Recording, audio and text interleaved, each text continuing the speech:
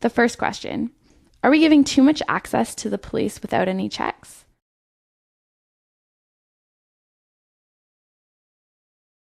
The standards of proof required, which have always been an important part of the safeguard an excessive surveillance society or police state, those standards of proof are being extremely lowered, if not nullified, by these expedited rules for gaining personally identifiable information about an individual. So any expansion of police powers has a corresponding reduction in liberty.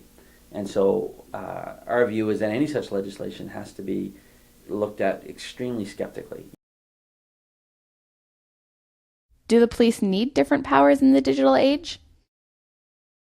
20 years ago, if the police wanted to seize the records of a company that was suspected of, engaging in wrongdoing, maybe it was a front for the mob, or was violating, laws, or engaged in copyright counterfeiting activities, something like that, the police could go and bang on the door, show them the warrant, and seize all the records because they were paper. Those records aren't paper anymore; they're digital. And it gets tougher to do that. The police just don't know how to use the technology. So there is a need. There is a need to update our laws to make sure that police have the power to basically compel cooperation where police lack the technological competence or capacity to get this information themselves. The technology has changed. The policing need hasn't changed. The nature of the records have changed. So we need laws that address that. Is surveillance putting privacy at risk? Anybody who works in this field knows that all you really need to identify any individual and therefore unlock, hosts of information about them is 3 data points: name, address, date of birth.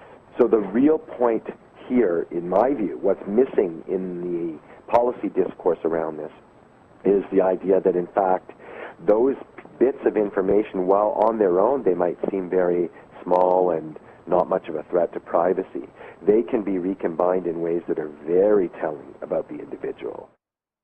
We do need preservation orders because, I often talk about online activities as leaving, digital footprints in the snow. They're there, but that snow is going to melt. And so police do need powers to preserve data and to require that data to be produced.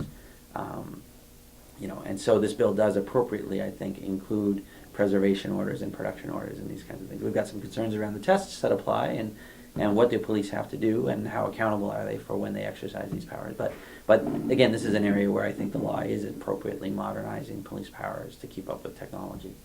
For Capital News Online, I'm Catherine Burnham.